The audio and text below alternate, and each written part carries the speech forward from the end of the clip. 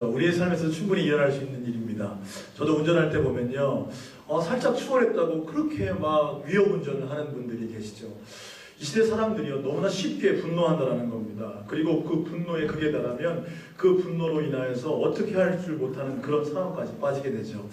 사실 오늘 그 육진수 선수예요. 파이터죠. 파이터 육진수 선수도 사실은 화가 많이 났지만 그가요, 지혜롭게 마지막을 잘 처리해서 아주 좋은 모습으로 훈훈하게 마무리되는 그런 영상이었습니다.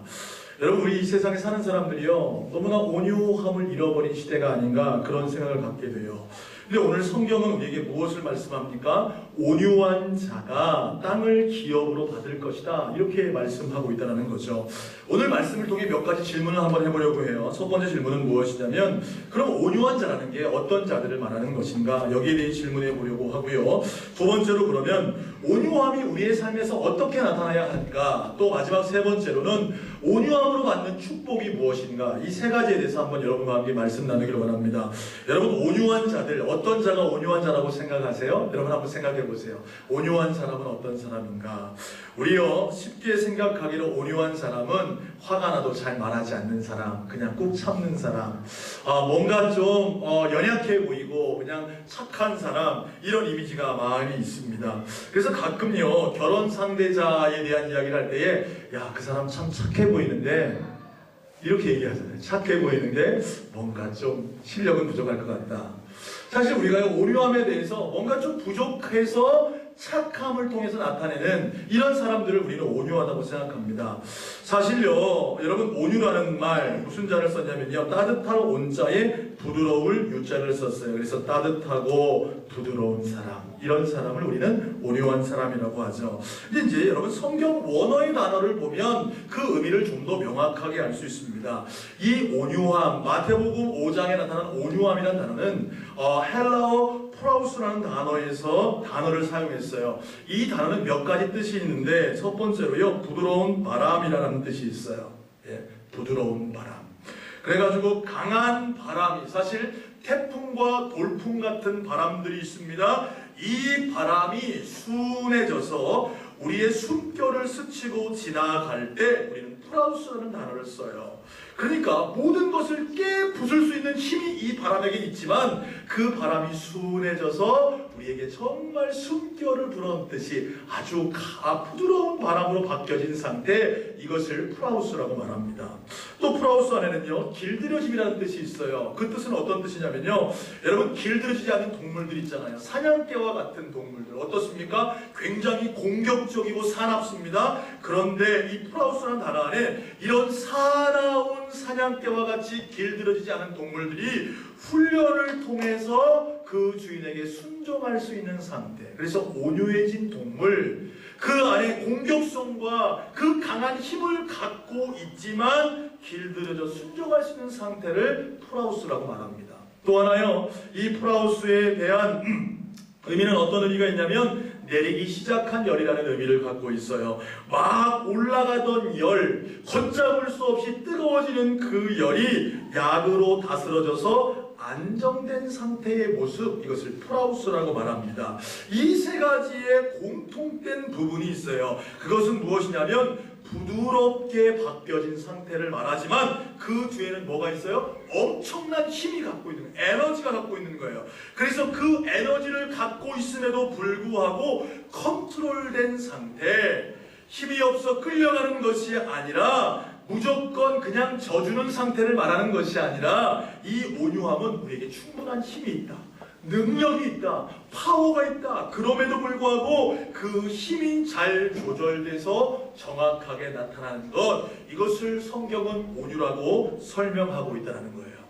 아까 우리가 영상을 보았습니다. 육진수 선수가 자기를 공격적으로, 자기가 추월 한 번 했다고 자기에게 막 상향등을 켜고 위협운전을 하고 자기를 추월해서 브레이크를 밟고 자기에게 위협, 생명의 위협까지 가하려고 했던 그 사람을 힘으로 때릴 수 있는 힘이 있었어요, 없었어요? 있었습니다. 충분히 그에게 해코지 할 수 있는 능력이 있었지만, 다시 한번 그에게 갔을 때 그가 그 모든 것들을 내려놓고 그에게 좋은 의도로 가족 한번 생각해 보셨어요. 선생님, 가족이라면 이렇게 하셨겠습니까? 그것이 바로 온유함의 상태를 의미한다는 거죠. 여러분, 이해가 좀 되시나요? 온유함이라는 건요, 뭔가 부족한 게 아니에요. 그냥 남들에게 모자라고 부족해서 그냥 져주고 그냥 피해보고 실력 없는 그런 게 아니라, 내 안에 그런 힘이 있지만, 내가 모든 것을 할 수 있는 능이 있지만, 나를 다스려서 모든 것을 부드럽게 만들 수 있는 그 마음 상태를 온유함이다. 성경은 이렇게 말씀하고 있다는 거죠. 소원하기는요, 오늘 저와 여러분이 예수님이 주신 그 능력으로 강한 자가 되었음에도 불구하고 그것을 다스려서 많은 사람들에게 부드럽게 다가갈 수 있는 온유한 자 되시기를 주님의 이름으로 축원합니다. 대표적인 예가 누굽니까? 성경에 아브라함이라는 사람이 등장하고 있어요. 여러분, 아브라함과 조카 롯이 함께 하나님의 명령을 따라 갈대아우를 떠나 가나안으로 가고 있었습니다. 그런데 점차 아브라함의 가축들도 많아지고 이 롯의 가축들도 점차 많아지는 거예요. 그러니까 그 종들이 서로 다투기를 시작하는 거예요. 여기는 내 땅이다, 여기는 네 땅이다, 그러면서 서로 다투기 시작하는 겁니다. 그러자 아브라함이요 조카 롯을 불러서 이야기를 하기 시작합니다.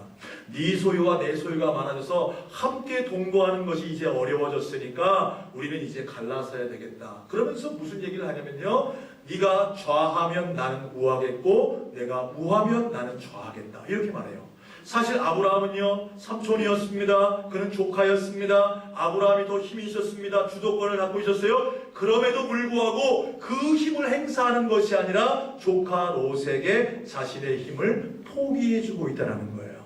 그래서 롯이 어떻게 선택합니까? 딱 불러보니까 좋아 보이는 땅, 어디요? 소돔과 고모라를 선택하고 있는 거예요. 내가 다 가질 수 있어요. 내가 다 할 수 있습니다. 그럼에도 불구하고 남을 위해 포기하고 져줄 수 있는 그것이 바로 온유함이라는 거죠. 그런데요, 여러분, 중요한 것은요, 이런 아브라함에게 하나님께서 뭐라 말씀하시는지 아세요? 롯에게 소돔과 고모라 좋은 땅을 포기해서 줬습니다. 그런데 하나님께서 아브라함에게 다시 이렇게 말씀하는 거예요. 눈을 들어 동서남북을 봐라.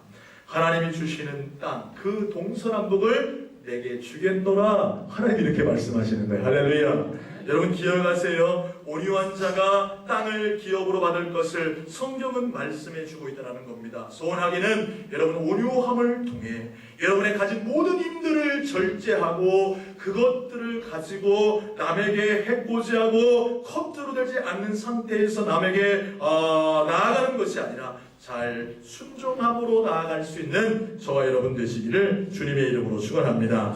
그렇다면요, 우리가 온유함을 우리의 삶에서 어떻게 나타내야 합니까? 두 가지 면에서 우리는 생각해 봐야 되는 거예요. 첫 번째로요, 하나님에 대하여 우리는 온유해야 한다는 겁니다. 따라합시다. 하나님에 대하여 온유하자. 하나님에 대해서 뭐 하자고요? 온유하자. 여러분, 하나님의 주권적 인도하심 앞에 우리 자신의 것들을 다 내려놓고 하나님을 의지하는 온유함을 말하는 거예요. 여러분, 주님의 주권 가운데 순종하는 것이 바로 하나님에 대한 온유함이다. 성경은 우리에게 말씀하고 있죠. 그래서요, 사실요, 이 세 번째 복의 말씀은 첫 번째, 두 번째 말씀과 계속해서 연결되는 거예요. 심령이 가난한 자, 하나님을 갈망하고 하나님의 은혜에 갈급한 자는 하나님을 찾습니다. 하나님이 오시면 어떻게 돼요? 그 오심 앞에 우리의 죄악이 드러나는 거예요. 그래서 애통할 수밖에 없습니다. 슬퍼할 수밖에 없는 거예요. 그래서 애통함을 통해서 누구를 우리의 삶의 주인으로 보십니까? 하나님을 주인으로 보시게 되죠. 그래서 그는 온유한 자가 되어지는 거예요. 하나님이 내 삶의 주인 되시면 이제부터는 내가 내 고집을 주장하는 것이 아니라 하나님의 그 거룩하심과 광대하심 앞에 나를 낮추고 내 생각으로 삶을 살아가는 것이 아니라 하나님의 말씀으로 살아가는 상태, 그것을 우리는 하나님에 대한 온유함이라고 말씀하고 있다는 거죠. 여러분, 욥이라는 사람이 있습니다. 그는요, 큰 부자였어요. 그런데 그에게 시험이 닥쳐옵니다. 그가 가진 모든 재산들을 다 잃어버리게 돼요. 그의 자녀들도 죽게 됩니다. 심지어요, 자신의 몸에 욕창이 나서 귀환장으로 자신의 몸을 박박 긁어야 될 정도로 그런 고통 가운데 임합니다. 그런데요, 이 욥이 하나님을 향해서 뭐라고 고백하는지 아세요? 우리 한번 성경을 찾아보겠습니다. 욥기서 1장 21절, 구약 762쪽입니다. 우리 같이 읽겠습니다. 욥기서 1장 21절 시작. 이르되 내가 모태에서 알법으로 나왔사온즉 또한 알몸이 그리로 돌아갈 올지 주신 이도 여호와시요 거두신 이도 여호와시오니 여호와의 이름이 찬송 받으실지니이다 하고, 그 고통 가운데 욥이 뭐라고 고백하고 있어요? 내가 모태로부터 알몸으로 나왔고 또 알몸으로 갈 것이다. 주신 이도 누구시요? 여호와시요 거두신 이도 여호와시니 여호와의 이름이 찬송 받으실지니라. 할렐루야. 여러분, 이 상태가 바로 온유함이라는 하나님에 대해서, 나에게 어려움이 있어도 힘듦이 있어도 주신 분이 하나님이시고 취하신 분도 하나님이심을 고백하며 하나님 앞에 나아갈 수 있는 상태, 이것이 바로 하나님 앞에 온유함이라는 사실이죠. 또한요, 두 번째로 중요한 것은 다른 사람들과의 관계 가운데 온유함이 나타나야 한다는 거예요. 자, 온유함이요, 하나님과의 관계에서 나의 참 모습을 정립하는 것입니다. 내가 주인이에요? 하나님 주인이세요? 하나님이 주인이시죠. 그것이 사람 사이에서도 나타날 수 있는 것이 바로 온유함이라는 거예요. 그런데 우리는요, 하나님 앞에서는 그렇게 온유함을 나타내고 온유함 가운데 살아가지만 사람 앞에서는 그렇게 하지 못하는 모습들을 보게 됩니다. 이 온유함은요, 관대한 마음, 또한 관용을 베푸는 것, 이해하는 것, 서로의 삶을 경청하고 공감하는 것을 통해서 나타날 수 있어요. 그런데요, 우리의 삶에서 그런 모습들이 잘 나타나지 않음을 볼 수 있습니다. 예를 들어 이런 겁니다. 우리가 하나님 앞에서 우리가 죄인임을 잘 고백해요. 충분히 가능한 일입니다. 저와 여러분들이 오늘 교회에 나와서 회개하신 분들이 있을 거예요. 하나님, 나 같은 죄인에게 은혜 주셔서 예배할 수 있게 해주셔서 감사합니다. 이렇게 기도하는 사람이 있어요. 그런데요, 막상 다른 사람이 당신 죄인입니다, 그리고 우리의 죄를 지적하면 우리의 마음에 어떤 마음이 들어요? 겸손한 마음이 듭니까? 화가 부릴 듯 확 일어나는 거예요. 하나님 앞에서는 우리가 죄인입니다, 하나님이 죄를 지적할 때는 겸손함으로 받지만 다른 사람들에게는 어때요? 견딜 수 없게 되는 나의 모습을 발견하게 된다는 거예요. 내가 잘못했음에도 불구하고, 나에게 잘못 있음에도 불구하고 나에게 지적하는 그 사람에 대해서 나는 분노하고 화가 일어날 때가 있다. 여러분, 진정한 온유함은요, 하나님 앞에서나 사람들 앞에서나 동일한 상태가 진정한 온유함임을 깨닫게 되시기를 주님의 이름으로 축원합니다. 그래서 하나님 앞에 죄인의 모습이라면 다른 사람이 내 죄를 지적해도 그 앞에서 맞습니다, 나는 죄인입니다, 나는 부족합니다라고 그렇게 말할 수 있는 상태, 그것이 바로 온유함이라는 거죠.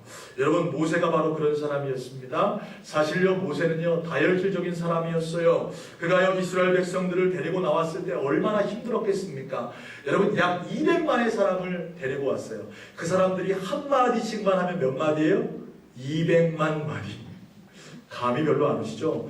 누군가 나에 대해서 한마디씩 하는데 200만 마디의 말이 내게 들려온다고 한번 생각해 보세요. 여러분, 이게 참을 수 없는 거예요. 힘든 거예요. 어려운 거예요. 만약 40년 전에 이 모세가 이스라엘 백성들을 데리고 나왔다면, 여러분, 히브리 백성들을 괴롭혔던, 우리를 돌로 쳐 죽였던 그 다혈질적인 모세가 만약 이스라엘 백성들을 데리고 나왔다면 어떻게 했겠습니까? 참지 못했을 거예요. 그런데 이 요새가 40년 동안 미디안 광야에서 훈련되어지는 겁니다. 그리고 연단되어지는 거예요. 그래서 어떻게 해요? 그 모든 것들을 다 감당하며 이스라엘 백성들을 데리고 어디로 갑니까? 가나안에 가요. 심지어요, 하나님 앞에서 누구를 변호하는지 아세요? 자기를 공격하는 이스라엘 백성들을 변호하는 모습이 모세에게 있다. 그래서 민수기 12장 3절에 보면 하나님께서 이 모세를 말하면서 이 모세의 온유함이 지면의 모든 사람보다 더하다, 이렇게 말씀하고 있어요. 서운하게는 오늘 예배하는 여러분의 온유함이 하나님 앞에서뿐만 아니라 사람들 앞에서 온전히 드러나므로 하나님께 인정받는 여러분 되시기를 주님의 이름으로 축원합니다. 가끔 시한폭탄 같은 분이 계세요, 교회 안에요. 그러면 이 시한폭탄이 팍 터지면 뭐가 일어나요? 파편이 튑니다. 그 파편의 사람들은 맞아요. 그런데 그런 사람들이 뭐라고 합니다. 이렇게 얘기해요. 난 뒤끝이 없습니다. 뒤끝이 없대요. 확 화내놓고 공동체를 분란을 만들어 놓고 나는 뒤끝이 없다, 나는 다 잊어버렸다. 그런데요, 파편을 맞은 사람들은 다 기억하고 있는 거예요. 반대로 지뢰 같은 분들도 있습니다. 언제 터질지 몰라요. 그런데요, 그분이 터지면 주변이 초토화되는 거예요. 사랑하는 여러분, 하나님과의 관계뿐만 아니라 성도들과의 관계, 여러분의 가정, 또한 여러분의 직장, 여러분의 삶의 터전에서 그 온유함을 이뤄갈 수 있는 저와 여러분 되시기를 주님의 이름으로 축원합니다. 마지막 세 번째로요, 온유한 공동체에게 주시는 축복은 무엇이겠습니까? 우리 5장 5절의 말씀을 다 함께 읽겠습니다. 시작. 아멘. 자, 오늘 말씀해 보니까 온유한 자에게는 복이 있나니 그들이 뭐를 기업으로 받을 것이라고요? 땅을 기업으로 받을 것이다. 그럼 우리가 온유하게 살면 하나님이 갑자기 나에게 땅을 주신다, 이렇게 우리가 해석할 수도 있지만, 여러분, 이 땅은 무엇을 의미하는 걸까요? 여러분, 땅은요 다스림을 의미합니다. 우리 한번 따라하겠습니다. 땅은 다스림을 의미한다. 뭘 의미한다고요? 다스림을 의미하는 거예요. 여러분, 땅을 가진 자는 그 땅을 다스리게 되어 있습니다. 하나님께서 그 다스림의 능력을 우리에게 주신다는 거예요. 여러분, 땅을요 쟁취하고 악착같이 찾아야 우리에게 주시는 것이 아니라 우리가 온유함으로 나아갈 때 하나님께서는 그 땅을 우리에게 주신다. 다시 말하면요, 땅을 다스린다는 것은 사람을 움직일 수 있는 능력을 그에게 주신다라는 사실이에요. 사람을 다스린다는 거예요. 여러분 기억하세요. 온유한 말 한마디가 사람을 움직이게 됩니다. 여러분, 시냇가에 조용히 흐르는 그 물이요, 그 안에 있는 삐죽삐죽한 돌들을 수많은 시간을 통해서 그 부드러움을 통해 매끈한 돌로 바꿔가듯이 여러분의 온유함이 사람의 마음을 바꿔가는 줄로 믿으시기를 주님의 이름으로 축복합니다. 어떤 현자가요 제자에게 이런 질문을 했습니다. 모든 일의 결국은 온유한 사람의 승리로 끝나는데 너는 어떤 사람이 온유한 사람이라고 생각하냐? 그랬더니 이 제자가 답변을 하기를 거친 질문에 부드럽게 대답하는 사람입니다, 이렇게 말했어요. 어떤 질문이에요? 거친 질문에 부드럽게 대답하는 사람이 온유한 사람이다. 막 공격적으로 했는데 거기에 부드럽게 말하신 사람이 온유한 사람이다 대답을 했어요. 그러자 스승이요 이 이야기를 듣고 난 뒤에 이렇게 얘기하는 거예요. 온유한 사람은 상대방으로 하여금 자신의 거친 질문과 행동을 후회하게 만든다. 뭐라고요? 온유한 사람은요 그 상대방의 그 거친 행동과 폭력적 성향들을 오히려 부끄럽게 만들어서 그 삶을 수정할 수 있는 자, 이런 사람이 온유한 자라고 그렇게 이야기했습니다. 여러분 기억하세요. 온유함은요 스스로를 돌보게 합니다. 호랑이 같은 사람이 양처럼 순하게 바뀔 수 있는 힘이 바로 뭐예요? 온유함이라는 거예요.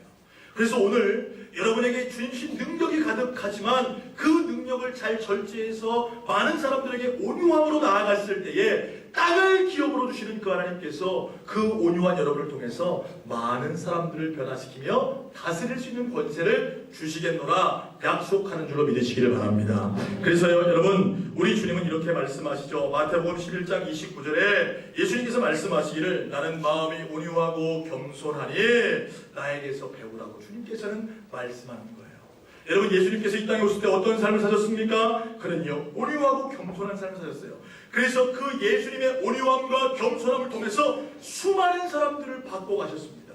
그 수많은 죄악 가운데 있는 사람들, 폭력과 저주와 또한 공격 속으로 처했던 그 영혼들을 예수님은 온유함을 통해서 바꿔가며 그들을 다스리고 있다는 사실이죠. 소원하기는요 오늘 예배하는 저와 여러분이 그 예수님의 온유함을 닮아갈 수 있는 저와 여러분 되시기를 주님의 이름으로 축원합니다. 사랑하는 여러분, 온유한 자가 뭘 찾으세요? 땅을 기업으로 받습니다. 오늘 이 낮에 예배하는 저와 여러분이 온유함을 회복함으로 이 땅의 많은 사람들을 다스리며 그들을 바꿔갈 수 있는 하나님의 종들 되시기를 주님의 이름으로 축원합니다. 기도하겠습니다. 하나님 아버지, 오늘 마태복음 5장 5절의 말씀을 통해서 온유한 자가 땅을 기업으로 받는다 말씀 들었습니다. 소원하기는 오늘 예배하는 우리 사랑하는 모든 성도들이 이 땅에서 예수님 닮은 온유한 자가 돼서 땅을 기업으로 받고 이 세상의 수많은 사람들을 바꿔갈 수 있는 하나님의 종들이 되게 하여 주옵소서. 우리를 구원하신 예수님 이름으로 기도합니다. 아멘.